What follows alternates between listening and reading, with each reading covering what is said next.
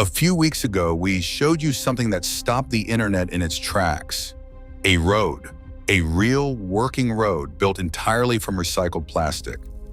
If you have not seen that video yet, the link is right here in the video and in the description below. It went viral for a reason because the idea is almost too good to be true. And the comments were full of one question over and over again. How does it actually work? So today we are going deeper. This is the full story of the PlasticRoad.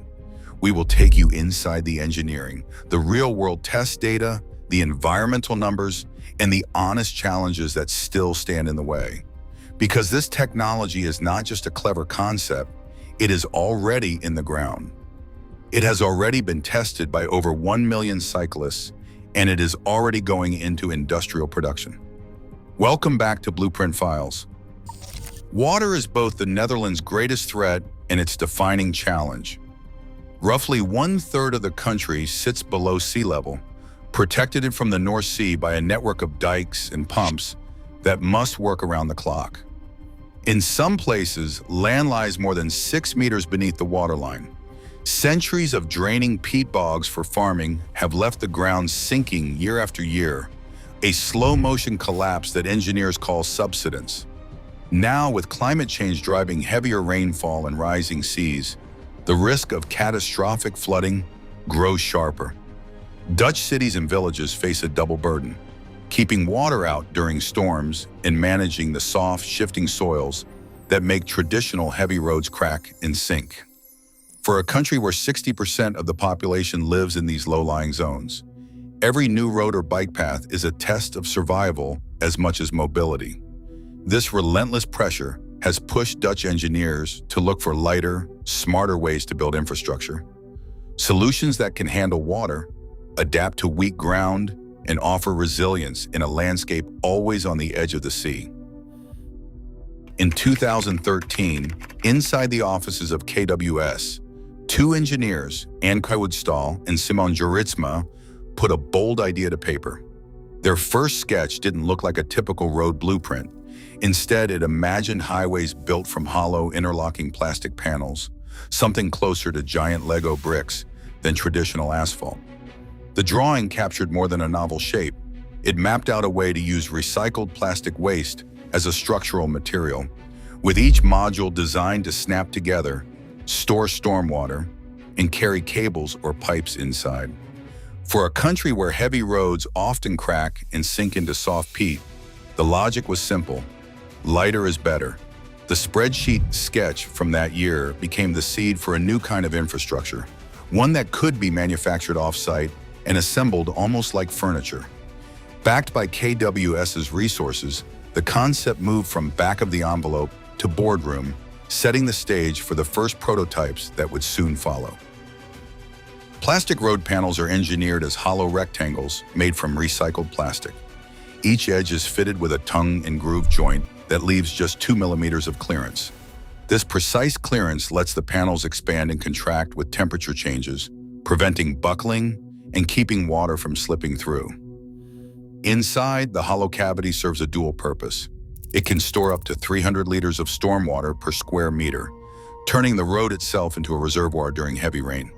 The same space acts as a protected channel for utilities, fiber optic cables, power lines, even water pipes, safeguarded within the roadbed and accessible without digging. Each square meter weighs less than 25% of an asphalt equivalent, about 40 kilograms versus 150 kilograms, making it suitable for the Netherlands' soft soils. The modular design means panels arrive prefabricated, ready to lock together on site. Every detail, from joint tolerance to storage volume, is engineered for real-world demands. September 2018 saw the first real test of PlasticRoad's modular panels. Zwolle, a city already familiar with waterlogged ground, offered up a 30-meter stretch along Deventer-Straatweg for the world's first installation. The build moved at a pace that surprised even seasoned engineers, 4 days from bare subgrade to finished bike path. Prefabricated panels, each shaped like a hollow Lego brick, arrived by flatbed and were snapped together on site. The tongue and groove joints, designed with just a 2 millimeter margin, demanded careful alignment. One panel resisted, slightly out of tolerance, forcing the crew to pause and adjust under a sudden September downpour. Yet, by the week's end, the path was open for cyclists, its hollow core ready to store up to 300 liters of rainwater per square meter. The next challenge lay in Giethoorn, where the ground is little more than floating peat. Here, conventional roads would need deep, heavy foundations to avoid sinking. PlasticRoad's lightweight panels, about 35 kilograms each, a quarter the weight of concrete, changed the equation. Engineers laid down a geogrid mat directly on the peat, then assembled the plastic modules without piling or major groundworks. The result, a 30-meter path installed quickly with minimal disturbance to the fragile soil. Both pilots were equipped with embedded sensors to track temperature, vibration, and water levels, setting the stage for years of data collection. These installations proved that a modular, recycled plastic road could be built fast, handle water, and adapt to the softest Dutch soils, at least for bikes. The next step would be to see how these paths survived real-world use, weather, and time. Sensors buried inside the plastic road panels have been quietly logging every storm, every bike, and every freeze-thaw cycle since the first installations. When rain hits hard, like the July 2021 cloudburst in Zwolle, the hollow core of these panels does not just let water pass through, it captures it.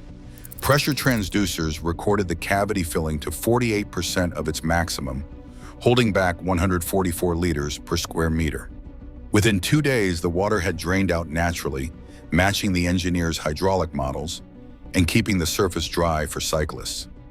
In Giethoorn, where the ground is little more than floating peat, the system reached a similar peak during a fierce February storm, then emptied in just under 2 days. Traffic counters embedded in both pilots have tracked over 1 million bicycle passes in Zwolle and nearly 900,000 in Giethoorn over 5 years.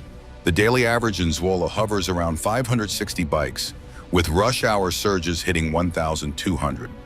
Despite this constant use, municipal maintenance records show 0 pothole repairs, no resurfacing, and only minor surface scratches, none deeper than 2 millimeters, all classified as cosmetic. Freeze-thaw cycles, a common culprit for cracks in asphalt, left no visible damage. Temperature sensors registered swings from -12 to 22 degrees Celsius each winter, but the panel's polymer matrix and tongue and groove joints held their seal. Across 5 years, not a single structural repair has been logged. While the company has shared these numbers in press releases and city reports, the raw sensor data remain unpublished, leaving independent verification as the next step for full transparency. A life cycle analyst at the Hardenberg plant runs the numbers. PlasticRoad claims a carbon footprint in 50 to 70% lower than traditional asphalt bike paths, based on internal life cycle assessments. The formula is simple. Start with recycled plastic, avoid the high heat of asphalt production, and ship panels that are 4 times lighter, cutting transport emissions. Each 30-meter pilot in Zwolle or Giethoorn locks away the equivalent of 218,000 plastic cups, keeping that waste out of landfill or incinerators. When panels reach the end of their service life, the company says they can be melted down and re-extruded up to 7 times, preserving nearly all of the original polymer. In theory, that means the same plastic could cycle through roads for decades, closing the loop on material use. These numbers, while based on company data rather than independent audits, offer a glimpse of what true circularity could look like in public infrastructure. The leap from pilot projects to real-world rollout began with the launch of the Hardenberg factory in 2021. This facility, a joint effort by Volker Wessels, Waben, and KWS, was built to move PlasticRoad from a promising experiment to a scalable product. Inside, modular panels are produced at industrial scale, each one molded from sorted Dutch household plastic and then quality checked for strength and fit. The factory's manager tracks every batch, watching for the occasional hiccup when feedstock quality dips or a sorting error slows the line. Early commercial orders have focused on parking lots, schoolyards, and sidewalks, places where lightweight, modular construction offers a clear advantage and where traffic loads stay within proven limits. The plant's monthly output is measured in thousands of square meters, but scaling up to citywide deployment brings new logistical puzzles. Feedstock must be steady, contamination kept low, and every panel must meet the same tight tolerances as those first Lego-like prototypes. The rollout is underway, but the path to full highway adoption still runs through the factory floor. Before PlasticRoad can carry cars and trucks, several hurdles remain. Heavy load certification is still pending, and no independent body has signed off on panels for highway traffic. Upfront costs run higher than asphalt, driven by the need for tightly sorted plastic feedstock, because any contamination can halt production.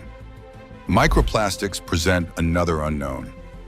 While the company claims wear rates are low, no independent study has tracked particle release from real-world panels.